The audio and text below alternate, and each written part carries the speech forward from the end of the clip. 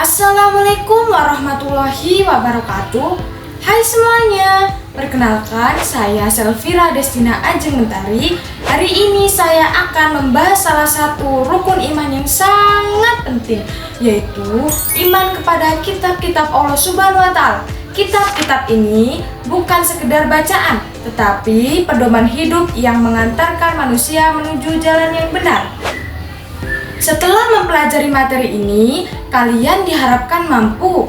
Yang pertama, menjelaskan pengertian dan hakikat beriman kepada kitab-kitab Allah. Dan yang kedua, menyebutkan nama-nama kitab Allah dan Rasul penerimanya. Dan yang paling penting, yang ketiga, mengamalkan sikap mencintai Al-Quran sebagai pedoman hidup. Apa itu iman kepada kitab-kitab Allah? Iman kepada kitab-kitab Allah Subhanahu wa Ta'ala artinya mempercayai dan meyakini dengan sepenuh hati bahwa Allah Subhanahu wa Ta'ala telah menurunkan wahyunya yang berupa kitab dan suhuf kepada para nabi atau rasul untuk disampaikan dan diajarkan kepada umat manusia. Beriman kepada wahyu Allah Subhanahu wa Ta'ala, kitab dan suhuf merupakan salah satu rukun iman. Oleh karena itu, sebagai wujud keimanan itu, kita harus mengimani kitab dan suhuf. Maksud dari keimanan kepada wahyu Allah itu setidaknya mencakup unsur-unsur berikut ini. Yang pertama, mengimani dengan sungguh-sungguh bahwa semua kitab dan suhuf benar-benar merupakan wahyu yang diturunkan dari sisi Allah Subhanahu wa Ta'ala. Dan yang kedua, mengimani seluruh kitab atau suhuf yang telah Allah Subhanahu wa Ta'ala turunkan, baik yang diketahui namanya maupun tidak. Hal ini karena dari wahyu yang Allah Subhanahu wa Ta'ala turunkan itu ada yang tidak diketahui namanya, ada juga yang tidak. Yang ketiga, membenarkan berita-berita yang benar dan tidak bertentangan dengan Al-Quran dari kitab suhuf tersebut, sebagaimana kita membenarkan Al-Quran. Hal ini karena kitab atau suhuf tersebut semuanya berasal dari Allah Subhanahu wa Ta'ala. Dan yang keempat, mengamalkan hukum-hukum yang dikandung oleh semua kitab atau suhuf tersebut, yaitu hukum-hukum yang tidak bertentangan dan tidak dihapus oleh Al-Quran. Adapun nama-nama kitab dan penerimanya yang wajib diimani. Yang pertama ada kitab Taurat. Kitab Taurat diwahyukan kepada Nabi Musa alaihissalam sekitar abad 12 di daerah Israel dan Mesir. Nabi Musa alaihissalam setelah memiliki kitab juga memiliki suhuf. Dan yang kedua ada kitab Zabur. Kitab Zabur ini diwahyukan kepada Nabi Daud alaihissalam sekitar abad 10 di daerah Palestina. Dan yang ketiga ada namanya kitab Injil. Kitab Injil ini diwahyukan kepada Nabi Isa alaihissalam pada abad pertama Masehi. Dan yang keempat yaitu ada kitab Al-Quran. Kitab Al-Quran ini diwahyukan kepada Nabi Muhammad SAW sekitar abad ke-6 Masehi di Jazirah Arab, Mekah, Madinah, dan sekitarnya, Arab Saudi sekarang. Al-Quran adalah kitab suci terakhir dan penyempurna kitab-kitab sebelumnya. Pada dasarnya, antara kitab dan suhuf tidak ada perbedaan. Keduanya merupakan wahyu Allah Subhanahu wa Ta'ala yang disampaikan kepada para nabi atau rasulnya. Kitab dan suhuf diturunkan dalam rangka memperkuat kenabian dan sebagai petunjuk kehidupan bagi para nabi atau rasul dan umatnya. Namun, para ulama ada yang mencoba membedakan antara keduanya. Perbedaan itu antara lain sebagai berikut. Yang pertama, dari segi isi, kitab lebih lengkap dan rinci daripada suhuf. Dan yang kedua, suhuf yang diturunkan kepada para nabi atau rasul lebih bersifat tuntunan pribadi bagi para nabi atau rasul. Dengan demikian, umat hanya perlu mengikuti perilaku meski tidak secara langsung disampaikan kepada mereka. Adapun kitab, selain berisi tuntunan yang bersifat pribadi, juga berisi prinsip-prinsip hidup dan kemanusiaan secara umum.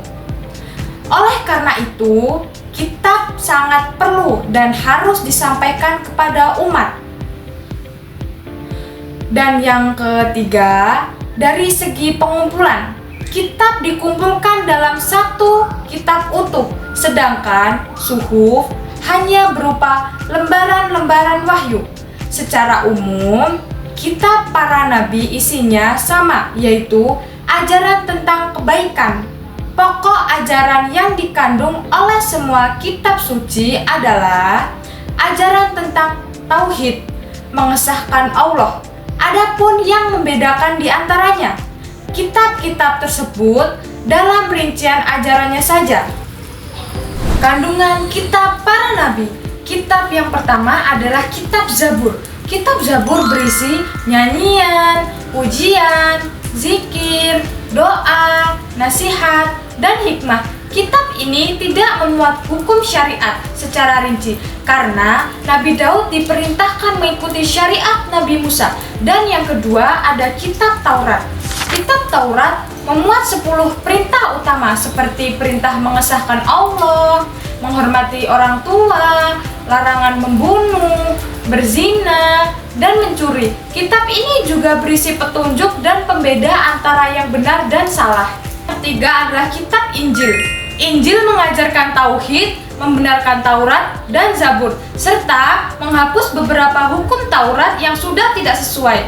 Kitab ini juga berisi ajaran untuk menyucikan diri dari nafsu duniawi, menyayangi sesama, dan mengabarkan kedatangan Nabi setelahnya. Kitab yang keempat adalah kitab Al-Quran.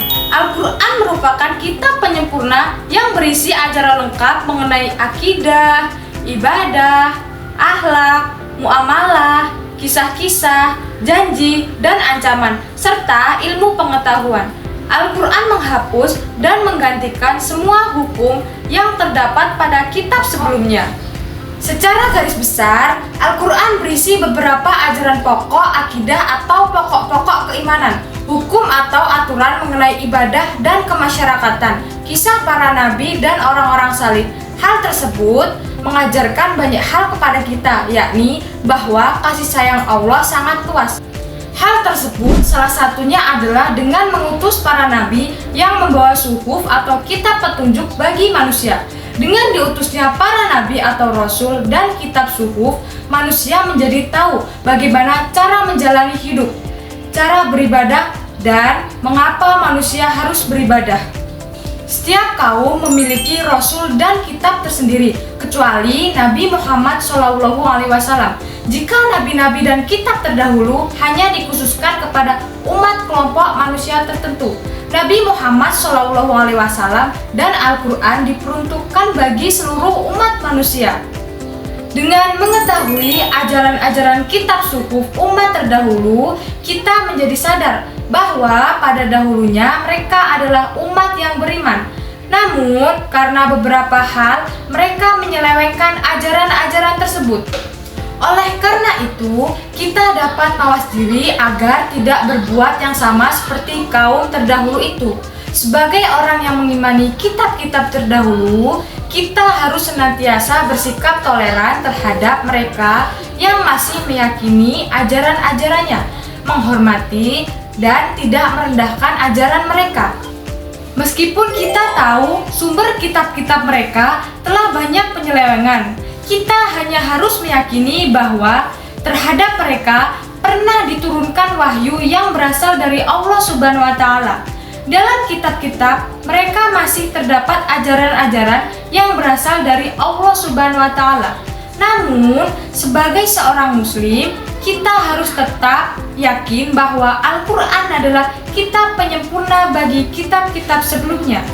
Jadi, kesimpulannya, iman kepada kitab-kitab Allah Subhanahu wa Ta'ala adalah bagian dari rukun iman yang wajib diyakini oleh setiap muslim. Beriman kepada kitab berarti meyakini bahwa Allah telah menurunkan wahyu kepada para nabi sebagai petunjuk bagi manusia agar hidup sesuai dengan perintahnya. Setiap kitab memiliki fungsi sesuai zamannya, yaitu Taurat untuk Nabi Musa alaihissalam, Zabur untuk Nabi Daud alaihissalam, Injil untuk Nabi Isa alaihissalam dan Al-Quran untuk Nabi Muhammad Shallallahu alaihi wasallam. Al-Quran menjadi kitab terakhir dan paling sempurna yang membenarkan, melengkapi, serta menggantikan hukum kitab-kitab sebelumnya. Dengan memahami dan mengamalkan isi Al-Quran dalam kehidupan sehari-hari, seorang muslim menunjukkan bukti keimanan kepada kitab-kitab Allah Subhanahu wa Ta'ala. Mari kita jadikan Al-Quran sebagai bacaan dan amalan harian kita. Semoga dalam pembelajaran ini dapat dipahami dengan baik sekaligus bisa diamalkan.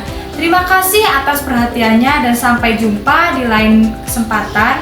Saya akhiri, wassalamualaikum warahmatullahi wabarakatuh.